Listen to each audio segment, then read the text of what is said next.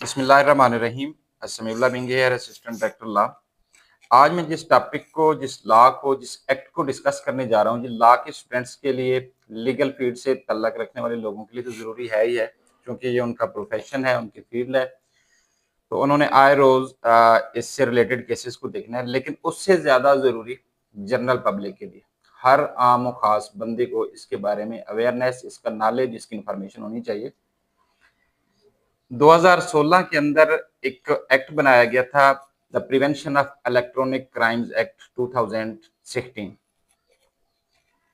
इस एक्ट के बनाने का पर्पज ये था कि चूंकि टेक्नोलॉजी का दौर आ गया है, वक्त तब्दील हो गया है, चीज़ें इंटरनेट पे, मेल पे, सोशल मीडिया पे, इलेक्ट्रॉनिक मीडिया पे कन्वर्ट हो गई हैं। अब हर आम और ख़ास के पास, आपको पता ही है, टेक्नोलॉजी है। वो इंटरनेट का इस्तेमाल कर रहा है, मोबाइल का इस्तेमाल कर रहा है, सोशल मीडिया एप्लीकेशन का इस्तेमाल कर रहा है। और जहाँ तक इस टेक्नोलॉजी का बेनिफिट है, एडवांटेज है, पॉजिटिव पॉइंट है, इसके साथ-साथ इसका गलत इस्तेमाल भी होता है। और कुछ लोगों को इसके बारे में इन्फॉर्मेशन भी नहीं होती। वो शौकिया और शुगल-मज़ाक में भी इसके इस तरह का इस्तेमाल कर रहे होते हैं, जो कि खुदा ना खास्ता एक क्राइम के ज़ुमरे में आता है। आज मेरा इसको डिस्कस करना इसलिए ज़रूरी था कि आपको पता होना चाहिए कि जो चीज़ें आप डेली बेसिस पे, चाहे बंदा एजुकेटेड है, अनएजुकेटेड है, पढ़ा लिखा है या नाख़्वांदा है, वो मोबाइल का इस्तेमाल कर रहा है, उसको ये नहीं पता कि वो सोशल मीडिया ऐप्स जो चला रहा है, उस पे जो एक्टिविटी कर रहे हैं, क्या वो लॉ के दायरे में आती हैं या कोई गैर कानूनी चीज़ तो नहीं कर रहा। तो जो कॉमनली चीज़ें जनरल पब्लिक के लिए, आज मैं सिर्फ उनको डिस्कस करूँगा। ये एक जनरल डिस्कशन है हमारी इस पे, लेकिन लेटर ऑन हम इसको सेक्शन टू सेक्शन इसकी स्टडी करेंगे। 2016 के अंदर ये एक्ट बनाया गया था ताकि इन चीज़ों को काउंटर किया जा सके, इन चीज़ों को जो है रेगुलेट किया जा सके, ऐसे क्राइम्स को देखा जा सके। 2025 में इसके अंदर अमेंडमेंट्स लाई गई हैं मज़ीद, ताकि इसमें इम्प्रूवमेंट लाई जा सके और ऐसे क्राइम, ऐसी चीज़ें, ऐसे सोशल मीडिया के रिलेटेड चीज़ें जो पहले इस कानून के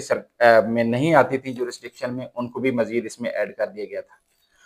उस 2025 के अंदर एक एजेंसी बनाई है फेडरल गवर्नमेंट ने, हमारी वफाकी हुकूमत ने, जिसे कहते हैं national cyber investigation agency, NCCIA। ये एक एजेंसी बनाई गई है जिसका मकसद है जितने भी इंटरनेट, इलेक्ट्रॉनिक क्राइम्स, मीडिया के रिलेटेड जराइम होंगे, सोशल मीडिया के रिलेटेड जराइम होंगे, वो एजेंसी इन मैटर्स को इंक्वायर भी करेगी, इन्वेस्टिगेशन भी करेगी और प्रोसिक्यूशन भी इस पे करेगी। ये पुलिस की तरह का डिपार्टमेंट है। इसके इख्तियारात पुलिस की तरह के ही हैं। जिस रैंक का पुलिस का अफसर होता है, इस एजेंसी का जो ऑफिसर होगा वो भी उसी तरह के उसके इख्तियारात होंगे। और इस एक्ट के तहत, इस लॉ के तहत जो सजाएं हैं वो बड़ी वर्ष हैं। आप खुदा ना खास्ता अगर कोई इन चीज़ों का नेगेटिव यूज़ कर रहे हैं या आपके साथ कोई कर रहा है,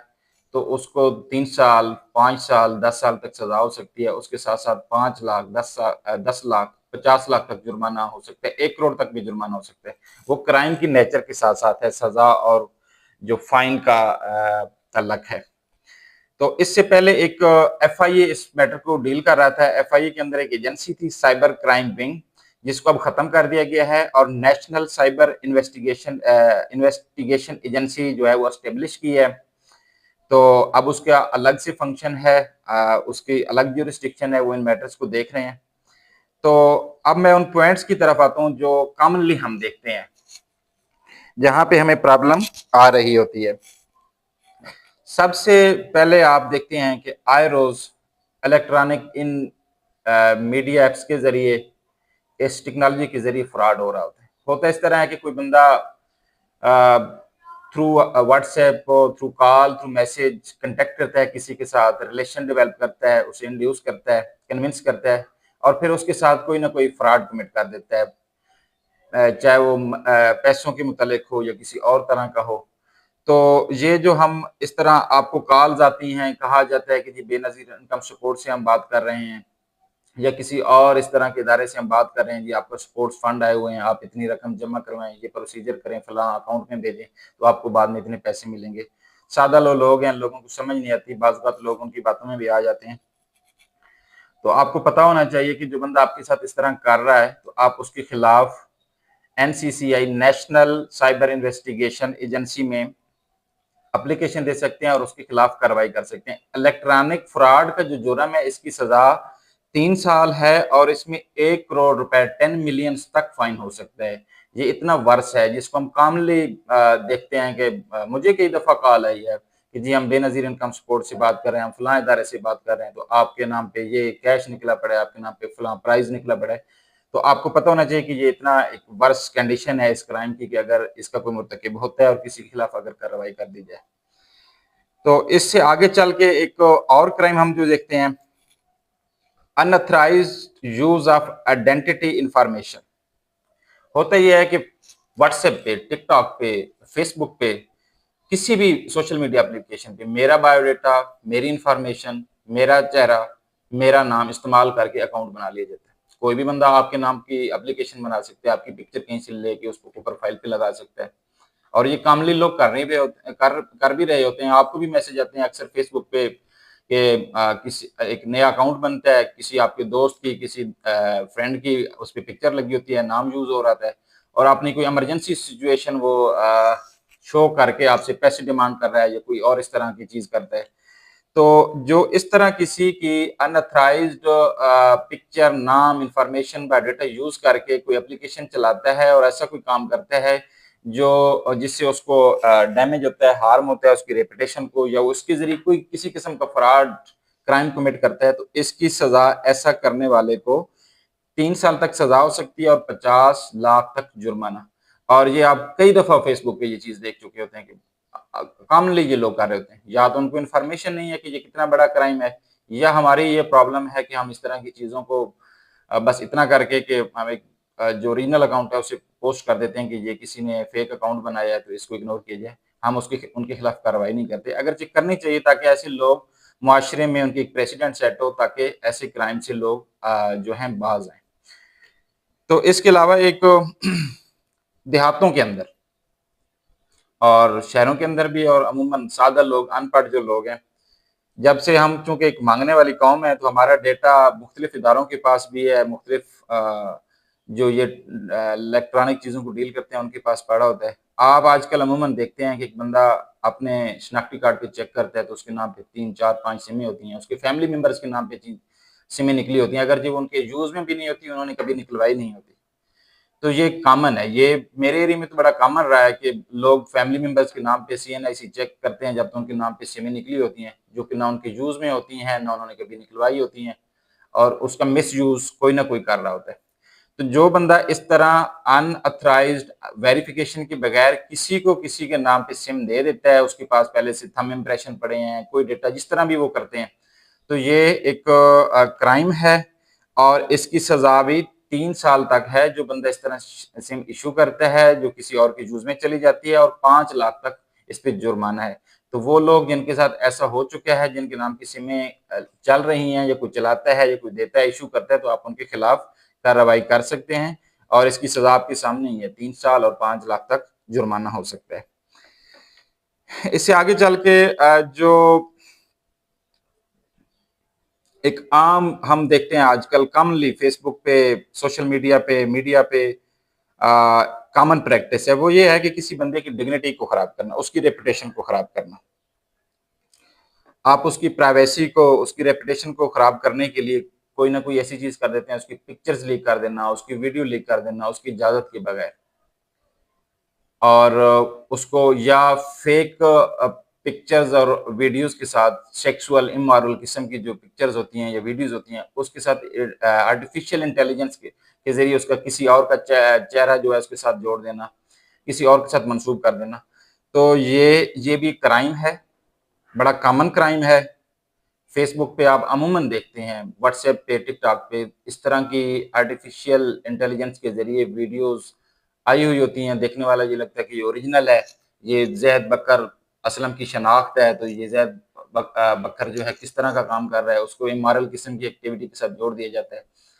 तो ये क्राइम है जिसके साथ ये जो लोग करते हैं वो उनको पता होना चाहिए कि इसकी सजा जो है 1 मिलियन फाइन हो सकता है 3 साल तक, सजा हो सकती है जो बंदा इस तरह का क्राइम करता है, किसी की रेपुटेशन या प्राइवेसी को डिस्टर्ब करता है मीडिया के जरिए, इंटरनेट के जरिए, सोशल एप्स के जरिए। आगे चल के हम हाँ, और अगर यही क्राइम अगर किसी माइनर के साथ किया जाएगा ना, तो उसकी सजा 5 साल होती है। छोटे बच्चे के साथ अगर इस तरह की कोई उसकी वीडियोस, पिक्चर इस तरह कर दी जाए, तो उसकी सजा जो है 5 साल तक हो सकती है। कि ये आप जो पिक्चर एडिट करके ना लोगों का मजाक बनाते हैं, किसी का मजाक उड़ाना, उसके चेहरे को बिगाड़ देना, उसकी शक्ल को बिगाड़ देना, या किसी और इमोरल किस्म की जो है पिक्चर या वीडियो के साथ उसको जोड़ देना। बाज़ का ये भी होता है कि किसी जानवर के जो है बॉडी पे किसी इंसान की पिक्चर फेस को लगा देना और कोई और कार्टून बना देना, ये सारे क्राइम हैं और ये बड़े वर्स्ट किस्म के क्राइम हैं। और इस पे बड़ी स्पीडी इन्वेस्टिगेशन होती है, इंक्वायरी होती है और इस पे बंदा प्रोसिक्यूशन बड़ी जल्दी होती है और बंदा, आपको पता ही है कि ब्राय नाम किस्म की एफआईआर भी हो जाए ना तो जान छुड़वानी बड़ी मुश्किल हो जाती है। तो इसलिए अवॉइड किया करें इस तरह की चीजों से। ये खेल मजाक मजाक में कोई भी बंदा जो है ना आपके खिलाफ कंप्लेन कर सकता है और फिर आपको ना बड़ी वर्ष किस्म के कंसिक्वेंसेज और चीजों का फेस करना पड़ेगा। तो इसलिए ये आपका नॉलेज इंफॉर्मेशन इस बारे में होनी चाहिए। आगे चल के अगर हम देखें तो एक और चीज साइबर स्टॉकिंग एक टर्म है लॉ की। उसमें होता यह है कि आप किसी को इलेक्ट्रॉनिक मीडियाज के जरिए, इंटरनेट के जरिए, सोशल एप्स के जरिए किसी को डराते हैं, धमकाते हैं, उसको हरास करते हैं, या मेरी दिलचस्पी नहीं है और मेरे साथ कोई बंदा बार बार कंटेक्ट करने की कोशिश कर रहा है, मैं उसको मना कर रहा हूँ, मैं उसको शटअप कॉल दे रहा हूँ, लेकिन बावजूद इसके को मुझे कॉल कर रहा है, मेरे साथ कंटेक्ट करने की कोशिश कर रहा है, रिलेशन डेवलप करने की कोशिश कर रहा है, तो ये भी साइबर स्टॉकिंग में आता है और ये क्राइम है। या मेरी पिक्चर या वीडियो बनाता है और मेरी इजाजत के बगैर वो किसी ऐसे प्लेटफॉर्म पे शेयर कर देता है जिससे मेरी रेपुटेशन डिस्टर्ब होती है, मेरी शोहरत डिस्टर्ब होती है, मुझे किसी तरह का नुकसान पहुंचता है, तो ये क्राइम है जिसमें 3 साल सजा है और 10 लाख तक जुर्माना हो सकता है। तो इसलिए इन चीजों से आपने अवॉइड करना है। और अगर यही चीज किसी छोटे बच्चे के साथ की जाएगी तो उसमें सजा 5 साल है और 1 करोड़ रुपए तक जुर्माना किया जा सकता है। और एक चीज जो अभी रिसेंटली अमेंडमेंट के जरिए ऐड की गई है, बड़ी कॉमन है, हम पाकिस्तानियों में, हम बड़ी अजीब किस्म की कौम है, एक भेड़ चाल हम चलते हैं, जैसे चीज हमारे पास आती है हम उसकी कंफर्मेशन, उसकी तस्दीक, उसकी ऑथेंटिसिटी देखे बगैर हम उस चीज को आगे फॉरवर्ड कर देते हैं, जैसे जैसे रिसीव हुई वैसे ही आगे फॉरवर्ड कर देना। तो ये जुर्म है, एक क्राइम है, इससे आपने बचना है। आप ऐसी कोई खबर फैला देते हैं, आप ऐसी कोई फेक इंफॉर्मेशन मीडिया पे लगा देते हैं जो कंफर्म आप नहीं करते, जिसमें कोई रियलिटी नहीं होती, जिससे पब्लिक में खौफ फैलता है, पब्लिक पैनिक होती है, पब्लिक में अनरेस्ट फैलती है, लोगों में खौफ राज फैलता है। वो एक मीडिया की खबर भी है, चाहे आप किसी ऐसे इंफॉर्मेशन दे दें कि फलां जगह पे एक्सीडेंट हो गया, फलां जगह पे फायर लग गई है, फलां जगह पे लोगों ने कत्ल गारत शुरू कर दी है। अगर जो आरटी इंटेलिजेंस के जरिए चीजें बनी होती हैं या कोई पुरानी चीजें होती हैं, लेकिन लोगों के अंदर एक खौफ और राज फैलता है, खुदा ना खासा दहशतगर्दी होने जा रही है या कुछ ऐसा होने जा रहा है, तो ये एक फॉल्स फेक इंफॉर्मेशन जो फैलाना है, जो कि कॉमन प्रैक्टिस है लोगों के अंदर, कि मेरे पास एक वीडियो आई है, मैंने किसी और के चैनल पे देखी है वीडियो, मैं उसको बगैर देखे आगे फॉरवर्ड कर दूंगा। तो इससे आपने बचना है। इसमें आपको 20 लाख रुपए तक जुर्माना हो सकता है, 3 साल तक सजा हो सकती है। इससे हट के जो एक कॉमन चीज है, अल्लाह पाक हिदायत दे हमारी नौजवान नस्ल को, इस मीडिया के जरिए हम जो नेगेटिव चीज है वो ये है कि लड़कों लड़कियों में फ्रेंडशिप का एक कॉमन कंसेप्ट है, इस तरह फ्रेंडशिप्स होती हैं, रिलेशन डेवलप होते हैं और फिर पिक्चर्स और वीडियोस एक दूसरे के साथ एक्सचेंज होती हैं, शेयर की जाती हैं, फिर उन्हीं पिक्चर्स और वीडियो की बेस पे जो आपका दोस्त बना है, जिसने आपके साथ इमोशंस की गेम की है, फीलिंग्स शो करवाई हैं, और फिर उन्हीं पिक्चर्स और वीडियो की बेस पे आपको ब्लैकमेल कर रहा है, आपका मिसयूज कर रहा है, आपको आपसे पैसे ले रहा है उस ब्लैकमेलिंग के मद में, या कुछ और आपसे इमोरल किस्म की डिमांड्स कर रहा है। होता यह है कि हमारा मुआशरा इस तरह का है कि जब कोई इस तरह का वीक पॉइंट किसी का आ जाता है तो वो बजाय इसके कि मुतलका फोरम पे जाए, एप्लीकेशन दे, जो उसको बंदे इस तरह हरास कर रहा है, ब्लैकमेल कर रहा है, उसके खिलाफ कार्रवाई करे, वो ऐसा नहीं कर पाता, क्योंकि सोशल प्रेशर, लोगों की तनकीद, इससे वो बचना चाहता है, छुपना चाहता है, तो लोग क्रिटिसाइज कर देते हैं, अपनी जान ले लेते हैं। पहले गलती ये करते हैं कि ट्रस्ट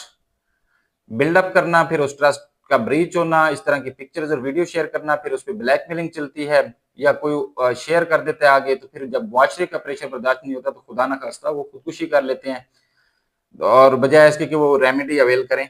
तो जिन लोगों के साथ ऐसा होता है, जो आपको मोबाइल पे, सोशल ऐप्स पे आपको तंग कर रहे हैं लोग, आपसे कॉन्टैक्ट करने की बार-बार कोशिश करते हैं, आप उनको मना कर रहे हैं या आपकी कोई पिक्चर वीडियो खुदा ना खास्ता किसी के पास चली गई है, तो वो उस पे आपको ब्लैकमेल कर रहा है, तो उसको शट अप कॉल दें। और ये बहुत बड़ी शट अप कॉल है कि आप उसके खिलाफ अगर एप्लीकेशन कर देंगे तो उस बंदे को जो है 3 साल सॉरी डिफरेंट उसकी क्राइम के नेचर के मुताबिक सजा है जो 3-5 साल तक और लाखों में उसको फाइन होता है। तो इसलिए अगर किसी के साथ ऐसा इंसिडेंट होता है तो उसको ये इन्फॉर्मेशन और ये नॉलेज होनी चाहिए कि उसके पास नेशनल जो है साइबर इन्वेस्टिगेशन एजेंसी के थ्रू उसके पास एक फोरम मौजूद है जहाँ पे वो एप्लीकेशन दे के जितने भी ऑनलाइन क्राइम्स हैं, ब्लैकमेलिंग है, फ्रॉड है, किसी की रेपुटेशन है, किसी ने आपके बारे में गलत बात फैला दी है, किसी इदारे के बारे में गलत बात फैला दी है, तो आप उसके अगेंस्ट जाके कंप्लेंट फायर कर सकते हैं और अल्टीमेटली उसको सजा होगी। और ये जराइम ऐसे हैं जो मैंने बताए इनमें से मोस्टली जराइम ऐसे हैं जिनमें आपकी जमानत भी नहीं होती, जिसमें आपको सुलह भी नहीं होती, ये कंपाउंडेबल भी नहीं है, बेलेबल भी नहीं है। तो इससे आपको इसकी संगीनी का अंदाजा होना चाहिए कि ये जराइम किस कदर जो है आपके लिए वर्स्ट कंडीशन सिचुएशन क्रिएट कर सकते हैं। तो होप सो आपके ये इन्फॉर्मेशन के लिए, जनरल इन्फॉर्मेशन के लिए ये इनफ है। इंशाल्लाह इसकी जो हम सेक्शन टू सेक्शन रीडिंग है या लॉ की पर्सपेक्टिव से जो हमने पढ़ना है वो इसको हम आगे नेक्स्ट लेक्चर्स में देखेंगे। Thank you.